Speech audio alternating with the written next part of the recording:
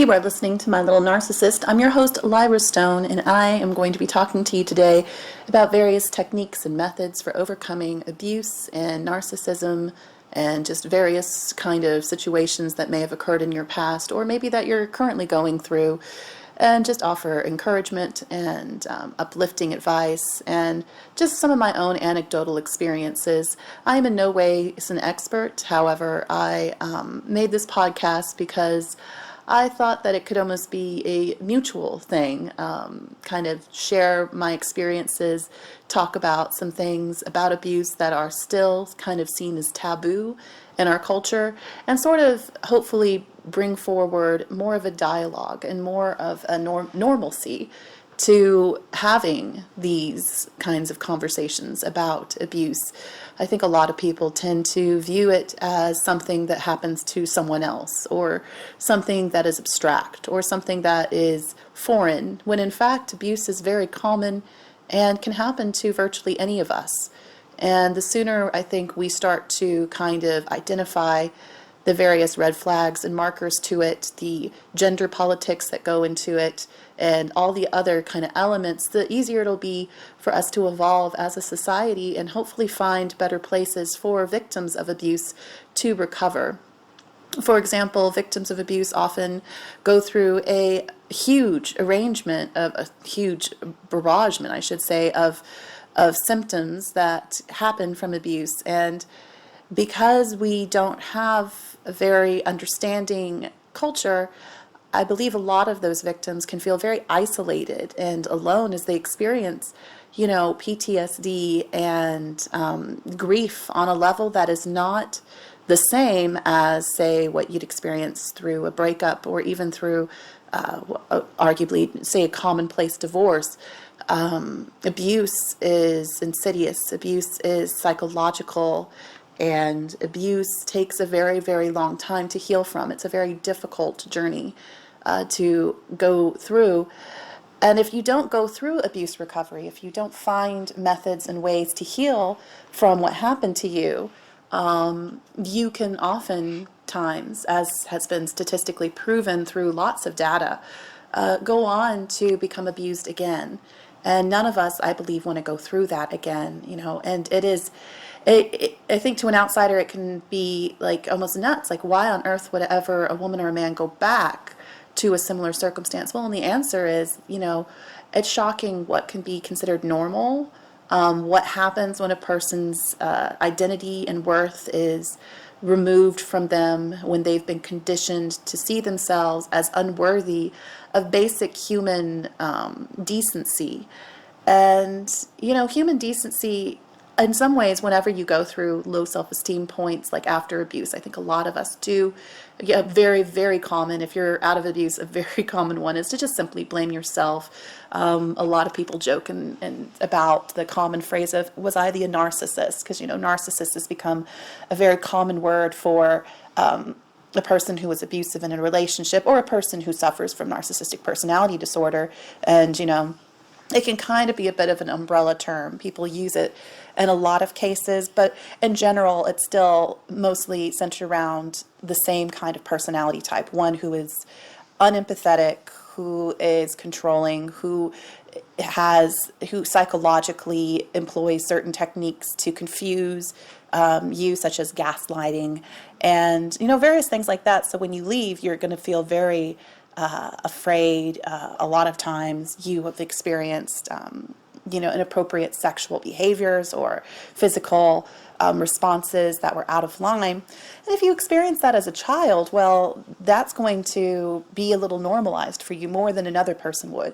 And if the person doing it to you, because they will do this to you, if they say, well, you deserve it, or, your response is equal to my response, because we all respond to negative stimuli, oftentimes with a negative response. And, I know right now we're in a very interesting culture where sensitivity and kindness is really being emphasized, and I think that's wonderful. But there's always a point where we kind of ought to stand up, and sometimes sensitivity and kindness just doesn't cut it anymore, especially when you're dealing with someone who is abusive, who will violate any boundaries, who will take kindness as a weakness and exploit it. And, if you're in a situation where you can't get out, well, sometimes you have to employ tools that you don't even want to, that's outside of your character, just to, in some ways, stay safe, or just to keep going, to keep them from violating you further. It's very unfortunate to end up in a situation, because with abuse there's always going to be a reaction to that abuse, and so a lot of abuse victims feel a great deal of self-hatred and confusion over that. Oh goodness, maybe I was the unreasonable one, because that of course is what abusers will tell you to justify their egregious acts. And something I just like to kind of emphasize as you go through and start recovering is all of us deserve basic human decency and human respect. And I know that love, in the way I understand it, and I know a great deal of people, I think, look at it this way, love is in some ways an act of vulnerability, and it's an act of submission. When you see someone you've bonded with, that you're attached to, and they're hurting, you are going to want to help them. You're going to want to make them feel better. You're going to want to do what you can because you love them. And when you're with an abuser or a narcissist, that's never reciprocated. And when you end up, at first, maybe they'll pretend to compromise with it, but in the end, you start to realize and clue into the fact that they're just manipulating you. That you being sad or in pain is completely irrelevant, usually annoying, and definitely diminished. So you start to feel like you're being childish, or you're being manipulative, or you're being too much, even though what you're asking for is the same amount of respect every human being should be given. Nobody should feel like their autonomy or their basic rights should be questioned. And it can seem obvious from an outsider's perspective when that line has been crossed. But when you're in the relationship and you're with a person who is damaged, who has behavioral issues, emotional issues, but who otherwise, say, on a Tuesday, is quite kind and seems to know you very well, and you have all these memories, or children with this person, it can be really hard to know when to pull back and say, okay, you've gone too far.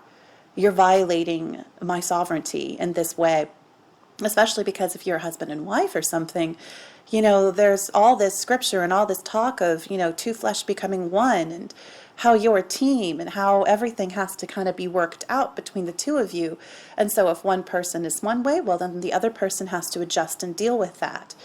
And so, in the end, being a person recovering from abuse or being victimized by abuse, you shouldn't have to, I think, feel like you have to spend so much time defending yourself or your actions. I think a much healthier approach to it is to understand that you were not responsible for what they were doing to you.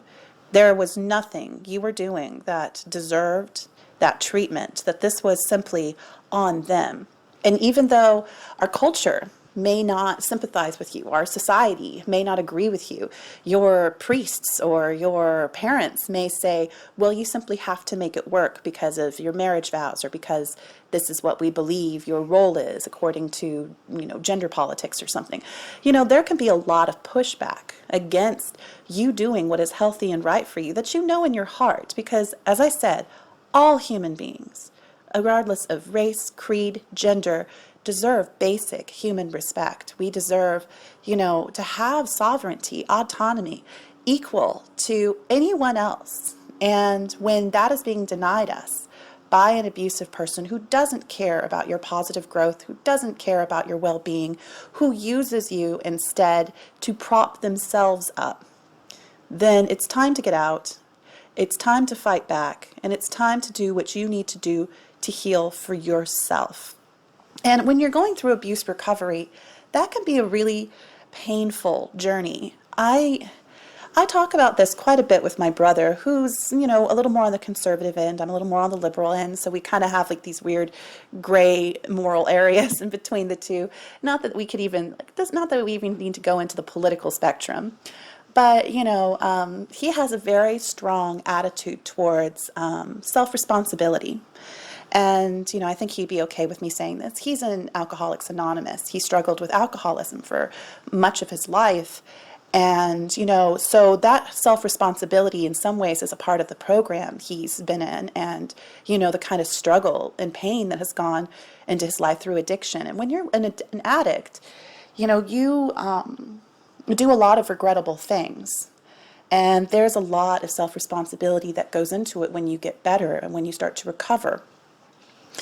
And obviously, being abused by a person is different from, substance abuse, but there's also a lot of correlations that can be drawn because, there is an addiction factor, I believe, in both of them, whether it be a trauma bond or a chemical bond through a genetic predisposition. But what I was kind of wanting to talk about, though, I know when we recover from abuse, one of the big parts that people struggle with is figuring out how, in some ways, to recognize their victimhood, understand it for what it is, and have clarity in what it is, because they've spent so long in a fog and confused by what their abuser has been telling them is their reality. And so the first several months, they're going to go through probably huge ups and downs and extremes of it's all my fault, it's all their fault, why did what could have possibly been, if I had only just, how did it end up to that point, and all those things, which, you kind of have to, unfortunately, kind of deal with that. Try not to ruminate too hard, take, breathers, take long showers, go for a walk. But it's important for us to, I think, first recognize what happened to us and really know that it wasn't our fault. If we don't start there from a place where we can let go of the unnecessary burden of guilt and shame that we reaped by being with somebody who knew no boundaries, who violated us, who committed often criminal acts against us. And, we have to kind of be able to suss that out and go, hey, that wasn't okay. I may not have much love for myself at the moment, but even a person who is not that great is still worth, this monocle of respect, is still worth this level of decency. And sometimes I like to almost view myself almost as an outsider, as a third person, and just view myself and ask myself the question of, if I saw this happening to someone else, what would my response be? And my response would, of course, be, oh, goodness, that woman, how terrible. Nobody should go through that. And I know it's really strange that we can end up hating ourselves and being so conditioned to not see ourselves as worthy of sympathy, forgiveness, or kindness because we spent so long with an abuser that gave us none of those things, or an abuser that we begged to give us those things. I mean, it was so easy for us to do it for them. Why couldn't they do it for us? Why couldn't they just love us back, be kind to us back? Why couldn't they be thankful or grateful or supportive when we needed help? And the answer to those questions is fairly simple. They didn't want to. They didn't love you because they're sick. There was nothing you were doing wrong. It was them. You can't force a person to be kind. You can't force a person to understand basic human decency. They make their choices. And if you are dealing or were dealing with a person who had, say, NPD or, antisocial personality disorder or something like that, well, that disorder cannot be reasoned with. Psychiatrists can't even reason with that disorder by and large. If you're actually able to get someone who is in that kind of cluster B category of mental illness or disorderedness, then, that person's going to spend the rest of their life likely in therapy and arguably not change, because I know, at least for persons with NPD, for example, the chances of them actually making any significant breakthroughs or changes isn't very high. And there's not, unfortunately, really any medical advancements yet that can, solve that or can offer a cure, especially because people who have those problems, they don't see anything wrong with themselves. Or they do, but it's not a strong enough incentive for them to change. Like, if you have clinical depression, you're living a pretty miserable existence. If you have crippling anxiety, again, feeling a lot of negative stimuli from that illness, going to a therapist or a doctor and getting medicine or cognitive therapy or whatever makes a lot of sense, because you're going to want to live a happier life because your life isn't happy. But those kind of in cluster B, from what I've experienced and what I know and what I've read, they unfortunately have created a different personality for themselves, something that's not even real, that they've just created. And you cannot combat that. You can't get to the person underneath that, that person that they're constantly afraid of, the person that's broken, in some ways just like you, just like every human, that they're ashamed of. That person they will not ever try to talk to, confront, or work on. They're going to continue to try to always be that other person, the grandiose person, the perfect person, the person that they've constructed. And I watched it a lot with my ex-abuser. I would quite literally watch it, especially when he was really mentally unstable, him flipping between those two personalities. The one that was vulnerable and available because he had gotten out of the mental ward, and the other one that was basically the false self, the persona. I'm grandiose, I'm perfect, I'm amazing, everything's your fault. Because it's really sick, because if you're victimized by somebody like that, people talk about that a lot, like say with a rape survivor, and say it was an intimate partner, like a lot of rape survivors, it's people that did it to you. If you manage to get one of those rapists or whatever into a room to talk to, psychiatrists, and freely talk about raping someone, they're not ever really, typically, I suppose, I'm sure there's always exceptions, I don't know, of persons who recognize they're rapists, but by and large, a lot of them will just kind of be like, well, they must have deserved it.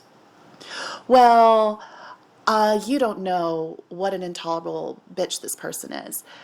And it's excuses they offer themselves because they cannot confront that they are not this creature, this perfect being that they feel that they're depicting themselves as, which oftentimes is also a delusion. Like my ex-partner, he had a very nice, approachable public persona that was successful in some circles, mostly like a certain demographic circle for sure.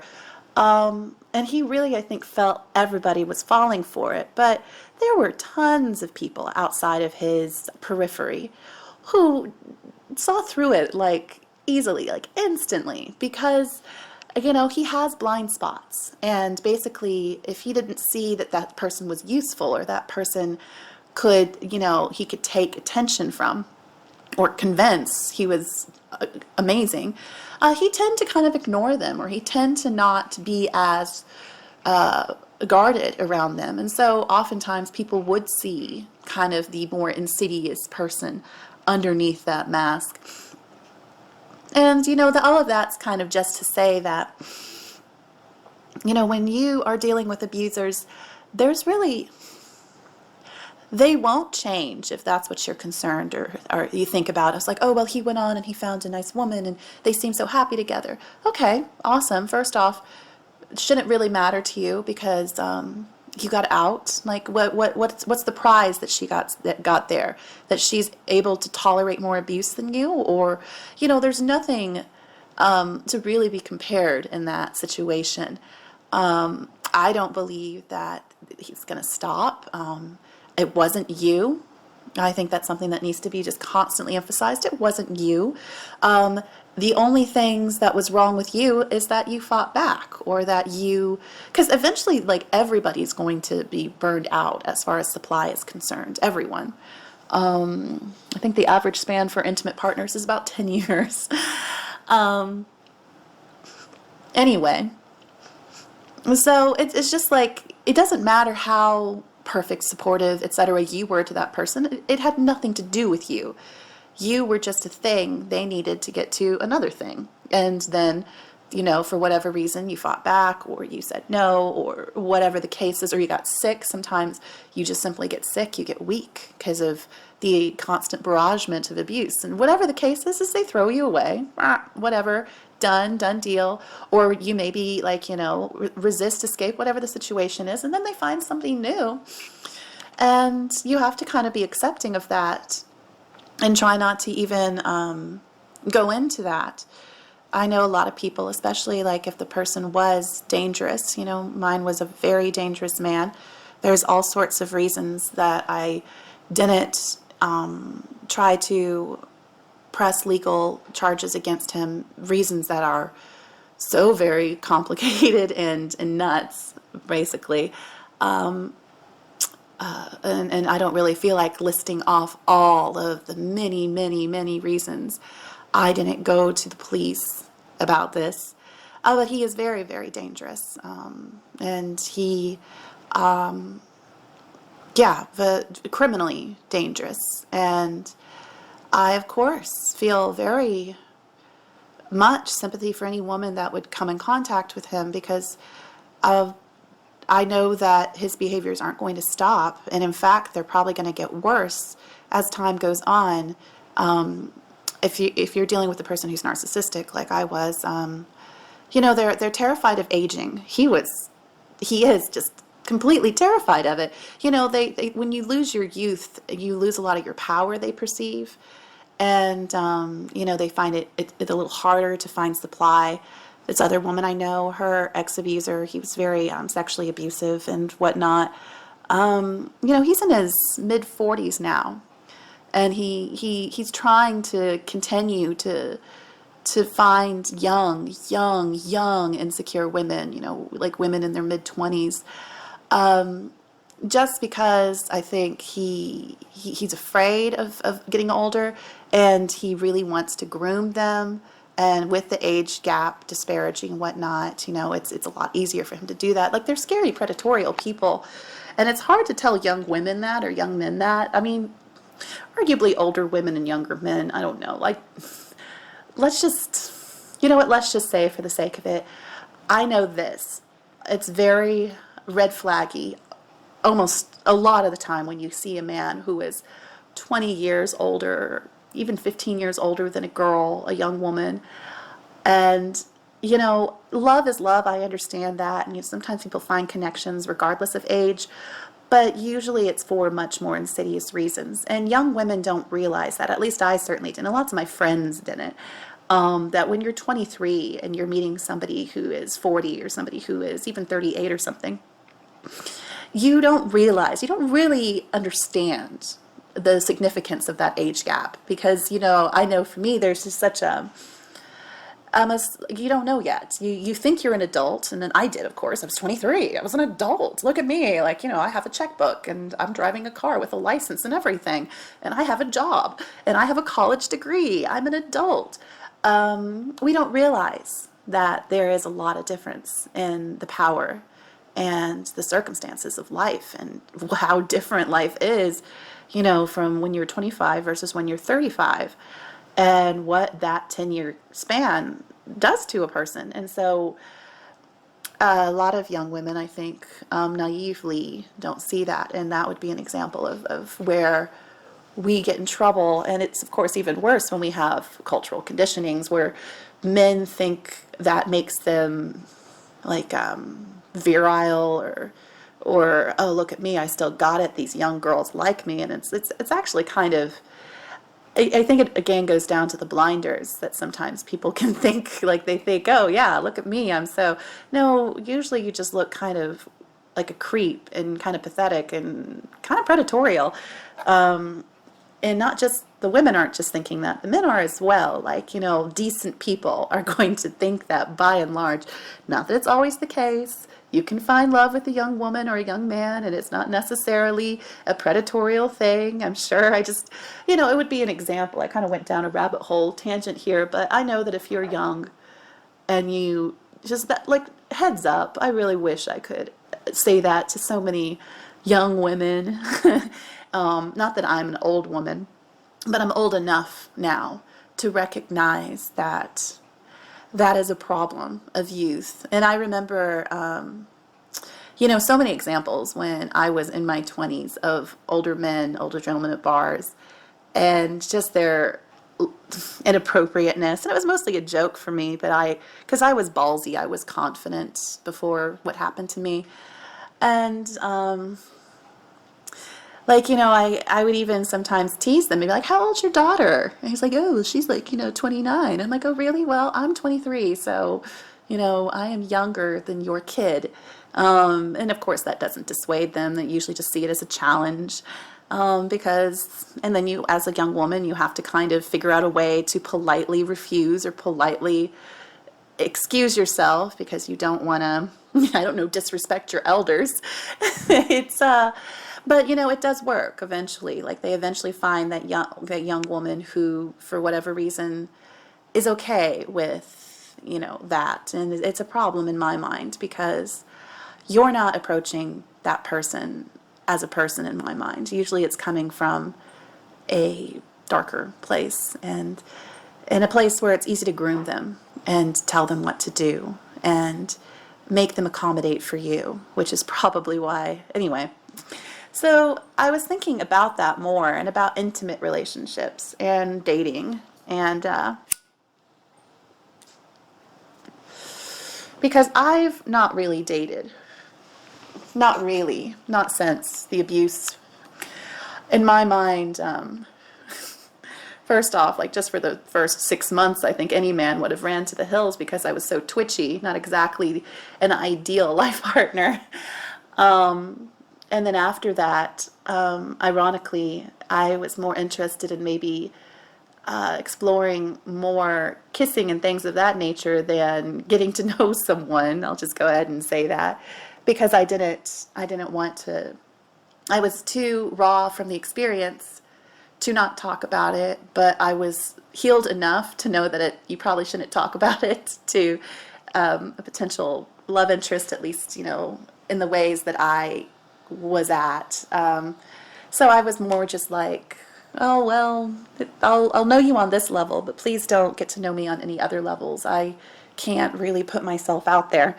You think that the stereotype would be that guys would like that. But no, that's actually not really been, in some ways, the case for me or for, I think, a lot of my friends. I think guys like the idea of it more than they do the reality because guess what? Men are human too, just like women. And a lot of them want connection.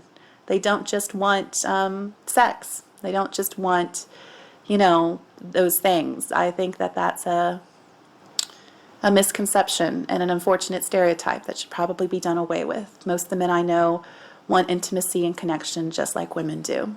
They've just been kind of stereotyped or conditioned to think otherwise or to present otherwise or to be told otherwise. And I find that really unfortunate in some ways. Not that there's anything wrong with just casualness, so to speak.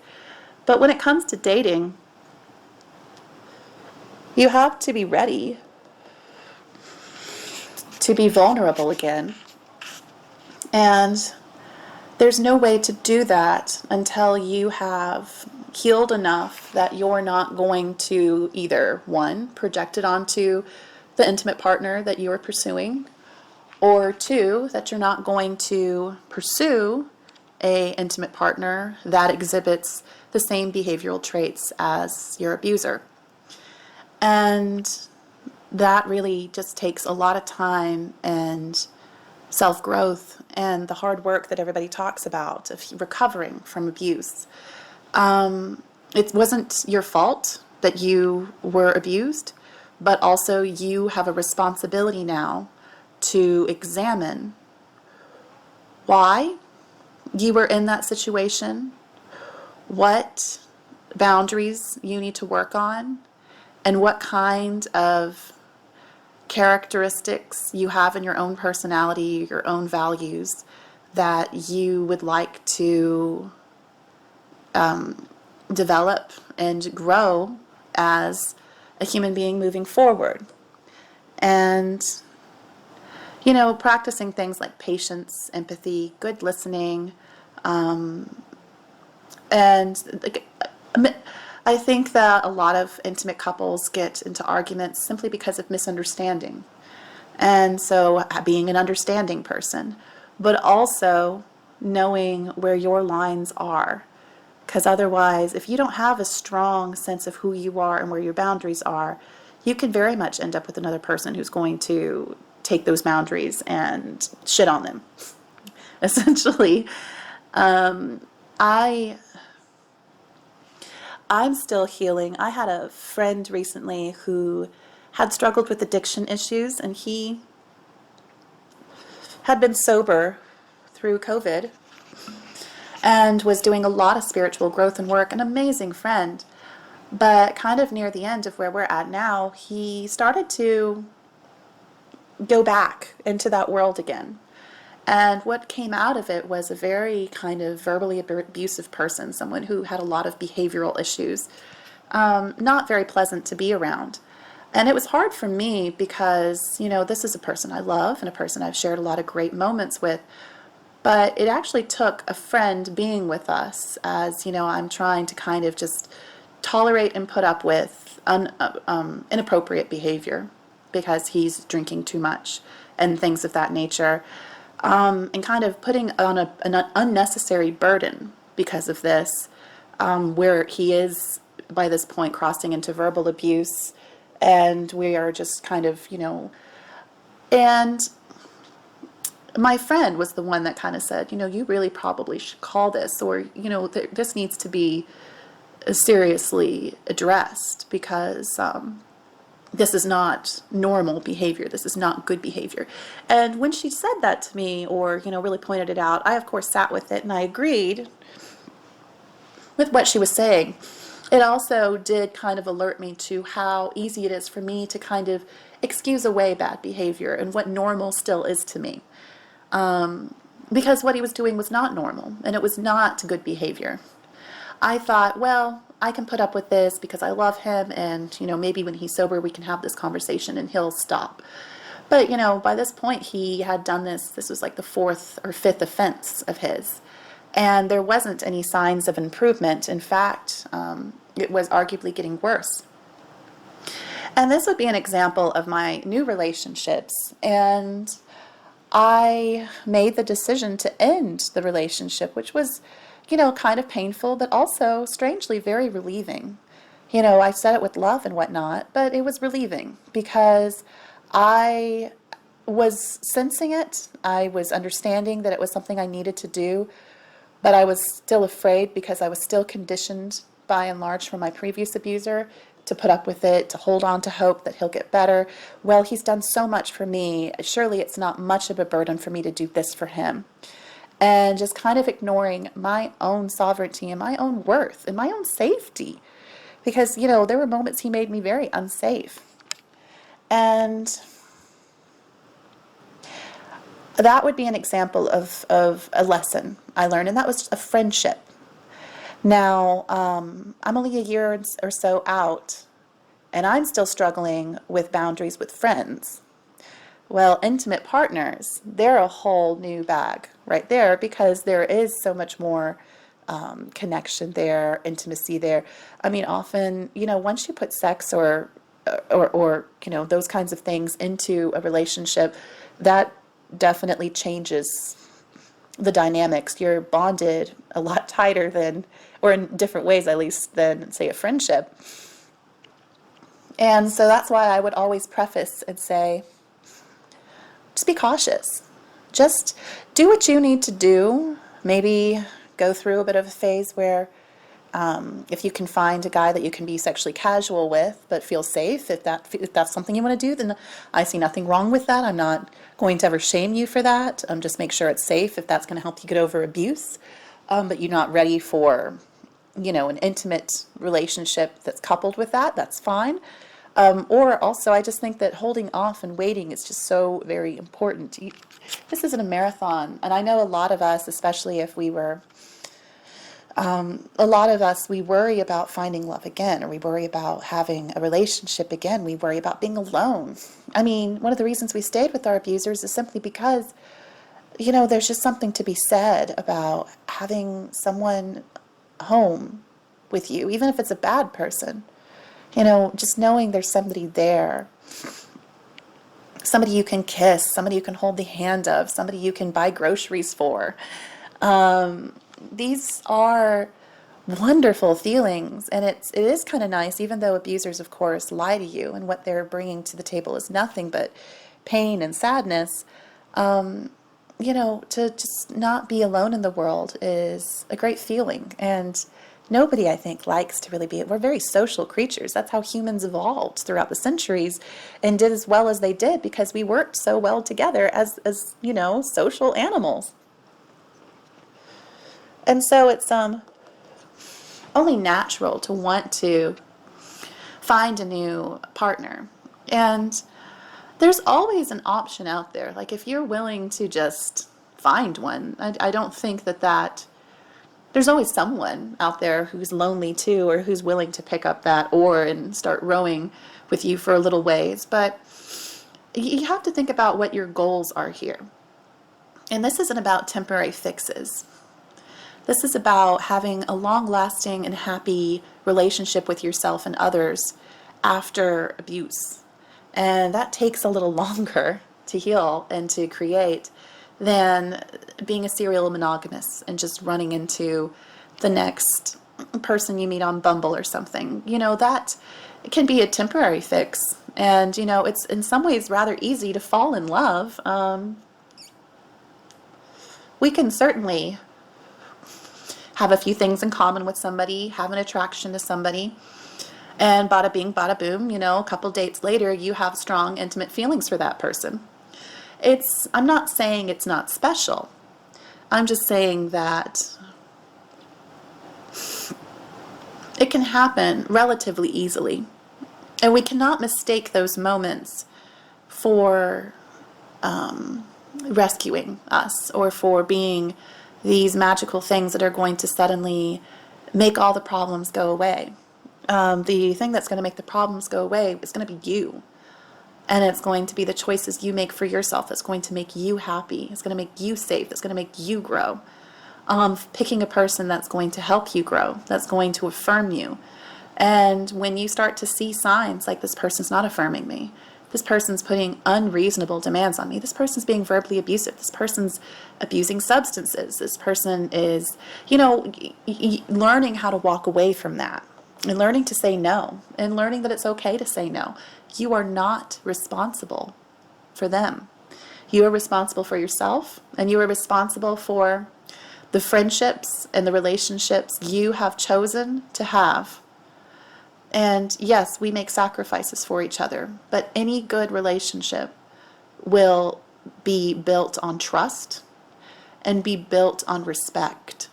And if those two things ever get violated, you need to move on. Because you cannot have a healthy, good relationship without those two things.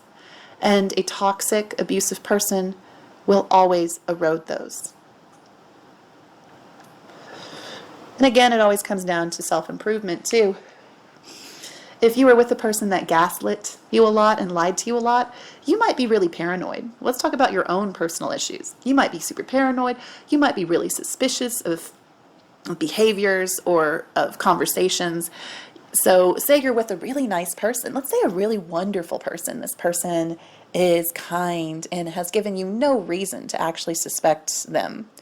But because you've been suspicious for so long of any good gesture, because say the abuser gave you good gestures too, and it was right before you found out that they were online dating with other people, or that they were hiding all of these things from you, stealing from you, whatever the case is.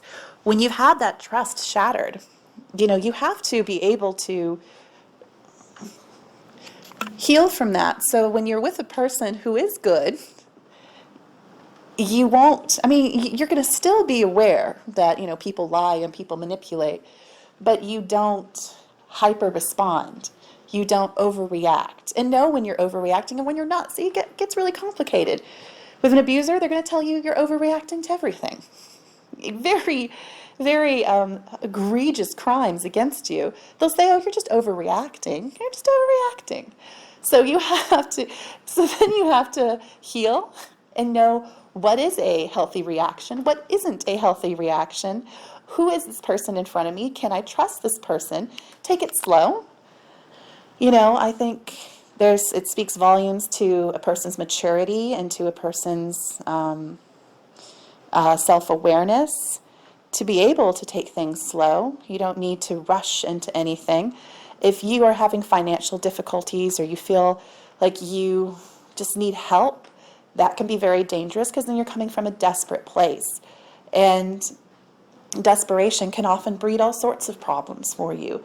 So trying to be as self-reliant and resilient as you can and being choosy with your relationships, it's something that it's scary, takes a lot of time, takes a lot of energy, doesn't come easy, but it's so much better than going into a situation where you are desperate, you are scared, you're not sure if you can do it, so, I might as well just jump into it with this person because they feel like they're going to be able to help me, and yes, there's some red flags, but goodness gracious, it's better than being alone, and I just don't think I can do this by myself.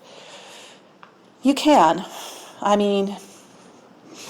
I know that every circumstance and situation is different. Being, say, a single mother and all these things that happen in a person's life, it can be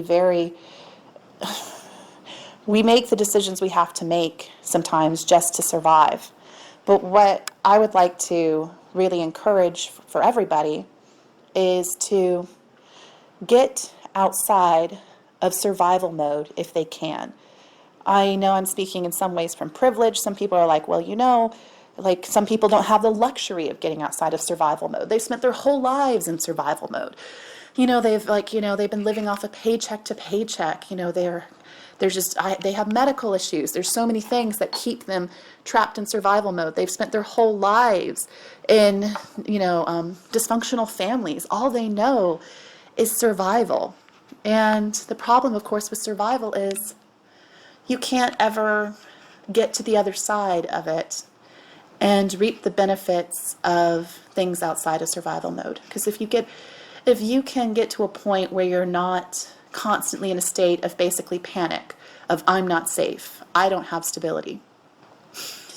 If you don't get outside of that, you're always going to be kind of reacting in the moment. You're going to be exhibiting all sorts of signs of hypervigilance, of emotions that arguably are not in service to your higher self. And you will only ever be able to be with persons who kind of emulate that, and some of whom are very dangerous, because all abusers are kind of in survival mode. They can't ever escape survival mode. They can only live in the moment. They are constantly grasping at any exterior validations they can find, because essentially they're voids. They have nothing inside of them, so they just have to keep grabbing what they can around them. And when you start to just take moments in your day to allow yourself a feeling of safety, a feeling of connection to who you are, and some kind of trajectory or life path for yourself that says, okay, this is my goal. This is what I want for me. This is what I want for my family. This is what I am determining for myself. This helps you get outside of simply existing. And hope and resiliency and that kind of stuff will yield amazing rewards, amazing opportunities. But they don't happen overnight, especially if you've been dealing with this for a lifetime or for a long period of time. You have to kind of, in some ways, act in faith.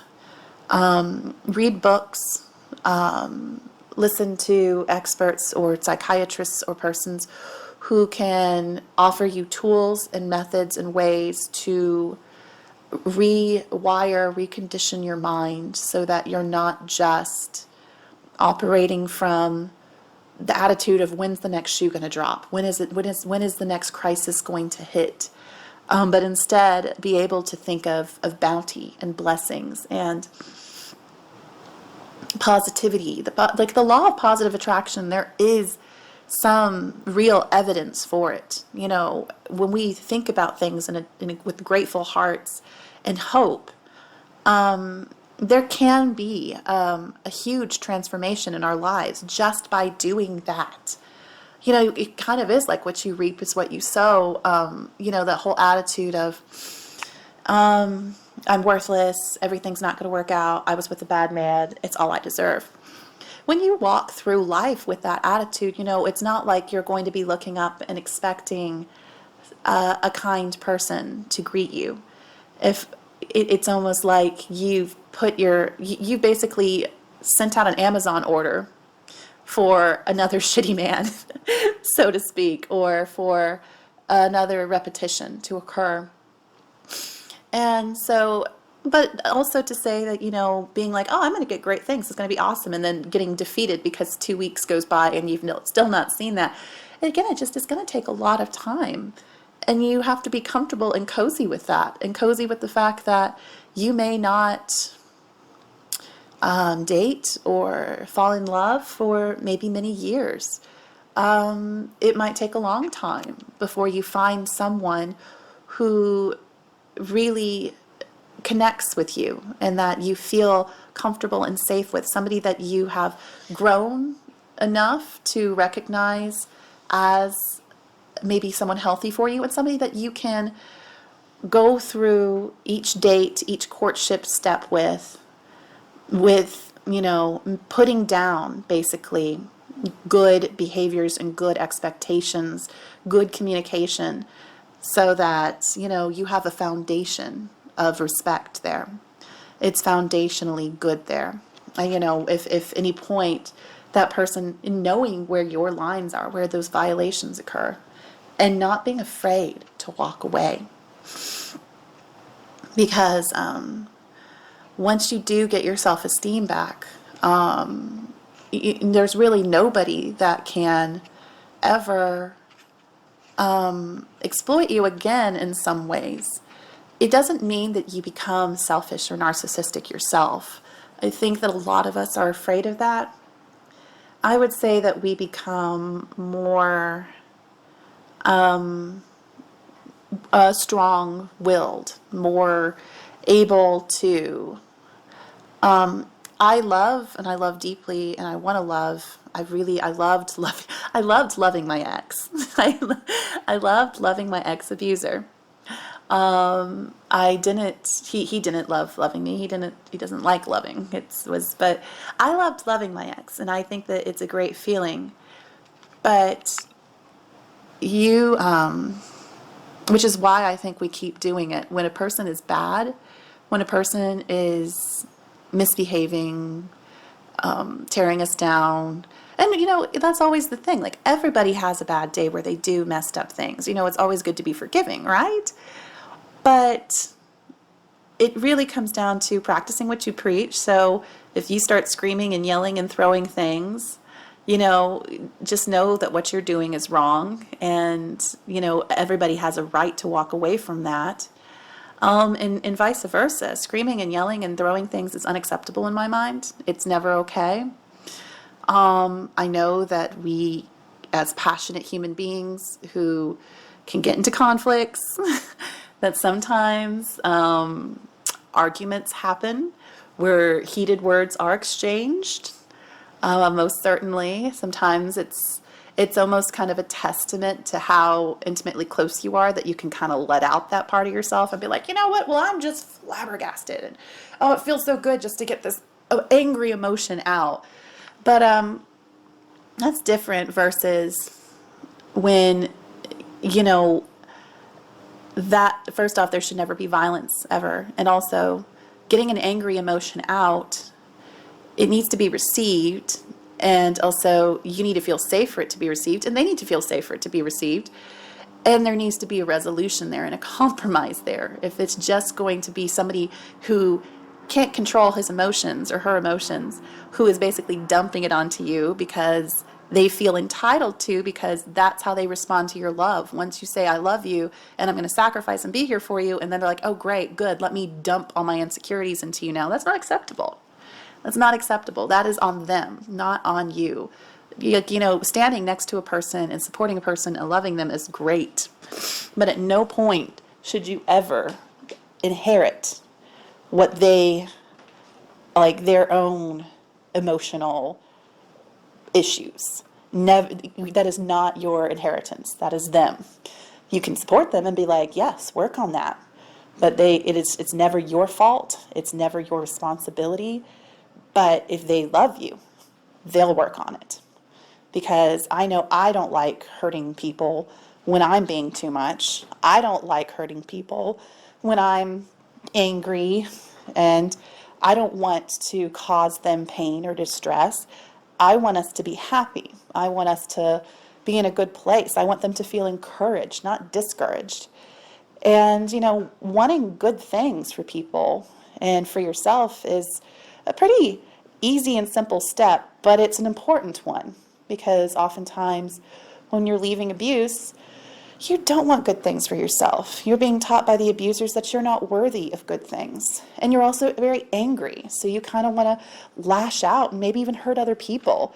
Like, oh, I'm so mad. And when I see that behavior in someone else, I just want to hurt them for having it. And those things, like, that's not, it comes down to, what do you want? If you want love and you want to give love, you need to make that decision every day. You want to give love, you need to make that decision every day when you wake up. And it's really is a freeing feeling when you get out, because the abuser, I think, oftentimes their version of winning would be you never reaching that point where you can love again, or where you can love yourself. They want to see you broken, if they even care. Like, by and large, they're just going to move on. No offense, but it's very unlikely they're even going to really glance at you very much, because they're, again, just back on the prowl. You were just kind of a thing for them to use.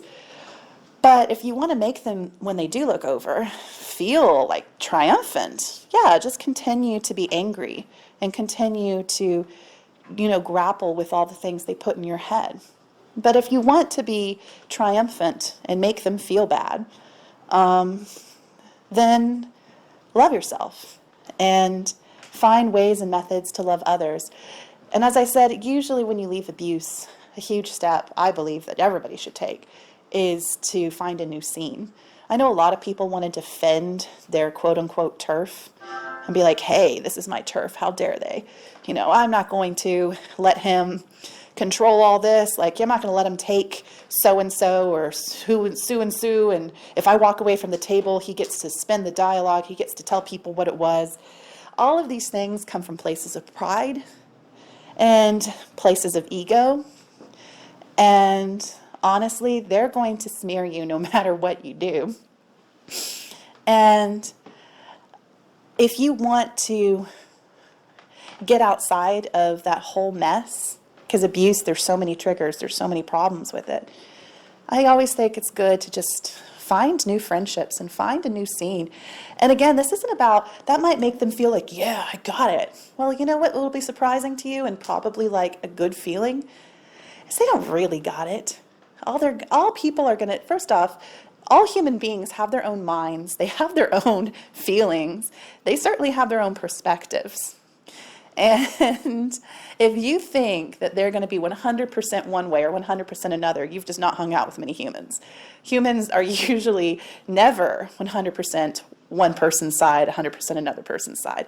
They're usually like, okay, well, that's a little sketchy, and I really liked Susan, but I noticed when she left John, she doesn't come around anymore. Well, John, on the other hand, is drinking more and telling everybody Susan's a bitch. Well, I don't know. I'm just saying, let them spin their own drama. Let them spin their own whatever. If somebody approaches you and says, hey, are you doing okay? You make the choice over whether or not you want to engage with them. But I say, by and large, get out of the battlefield, because all it is with a narcissistic abuser is a battle. It's just power struggle. It's not love. It's not kindness. It's not acceptance. It's none of the things that every human being wants, that every child wants from their mother, or every, husband wants from his wife. No, it's just power struggle. And it's just trying to see who has more baubles than the other, who's amassed more reputation or more status or more gold. It's completely superficial, completely shallow, completely ego driven, and not going to help you at all in your healing process. If you want to heal, if you want to be a happy person, a truly happy person, stop engaging with it. Walk away from those relationships. Walk away from the scene. Walk away from all of it. Start a new journey. And I know for a lot of us, it does feel like so unfair. It's like, I'm by myself now? That's not fair. Why does he get to continue to go to so-and-so's house parties and I can't because I'm afraid that, he might abuse me, or I'm scared, or I'll have flashbacks, or, people will ask me things, or people will judge me because they said that I did this and I didn't do that and I don't want to, it. Instead of constantly rattling yourself and being in this hypervigilant battle state, because they will keep you in a battle state in some ways until the cows come home. If you are with a certain kind of abuser, they're going to always enjoy pushing and prodding and poking and finding ways to tear you down and get to you. Just don't let them. Any person who's escaped abuse has already proven herself or himself to be stronger than the average person, more smarter than the average bear. They have already proven themselves to be able to handle all sorts of mayhem and get out of it. It's so hard leaving abuse, especially because how bad. Sometimes you have no choice. Sure, obviously, but it's still a testament to do it. There still was a point where you made some kind of decision for yourself and you stuck by it, and it's you should always be proud of yourself and be proud of yourself for being out. And you have more than enough skills as a result to rebuild anything you want. You don't need any of the world that was built around the abuser. That world is tainted soil anyway. It's poisoned. And it'll always be there probably anyway. You can just take a hiatus. You can just look at this as a sabbatical or an extended cruise where you spend the next 2 or 3 years of your life, just trying on a different outfit, trying on a new you. And if any of those relationships were good and were worthy of your time, they will be there. And you will feel comfortable going into them and safe going into them. And honestly, time is always the best. When it comes to healing, when it comes to clarity, and when it comes to understanding how things really are. Time does that. Over time, you'll start to kind of really, I think, see what those relationships were, what they were about, who they were. And then you'll start to kind of ponder your own role in those relationships and whether they actually served you and your participation in it, and whether they really loved you or you loved them. And many cases, sure, yes, maybe more on one side than the other side. Human experience ought to be shared, but it is rarely shared permanently. Very, very rarely. The average woman in the U.S. has about 6 best friends in her lifetime. And, each time we've had our best friends, I'm sure, that does feel like forever. But, it's not necessarily forever. Our relationships are fluid.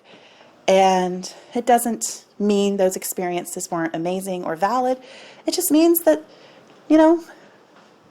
some paths separate. And, maybe they'll weave back together again.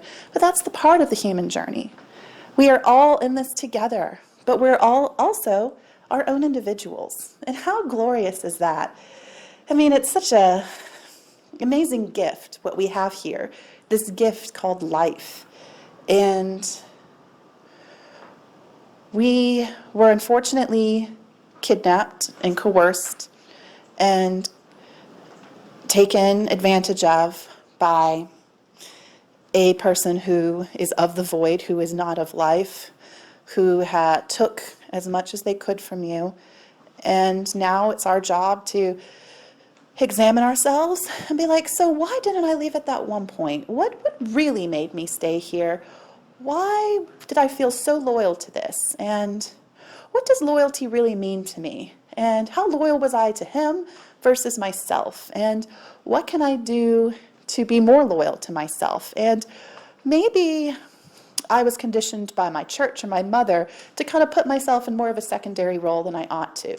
Or maybe I was really prideful in all these relationships I had outside of my ex. And so I didn't tell them because I wanted to present, like he did, my own version of awesomeness and togetherness. And I have everything put together. And I'm not being hit. I'm glorious and beautiful. That's a bit of me, actually. I was very much like, I don't want people to know this. I'm so proud. I had an ego. I had a big helping of narcissism inside of me myself. And I didn't want people to know that. I wasn't going to admit that that was happening. No, I would rather be a big B bitch than a little b bitch. Nope, not me. Absolutely not. And, we have to examine that. Examine the ways that they were able to trap us.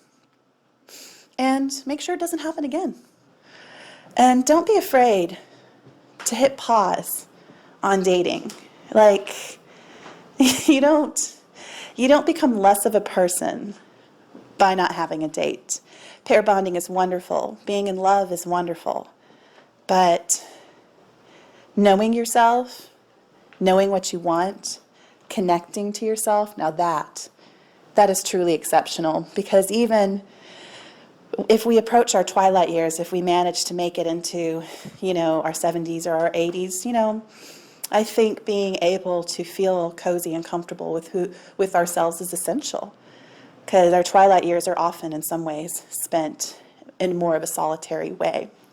And I've seen lots of persons who are in their 70s and their 80s plus, who some of them flourish and some of them don't because of what they've invested in their lives. And if that doesn't give you an incentive, what will? Because, we're only on this earth for a very finite amount of time. And getting cozy and comfortable with who we are, I think, is the very first step everyone needs to take. Because unlike the narcissist, we are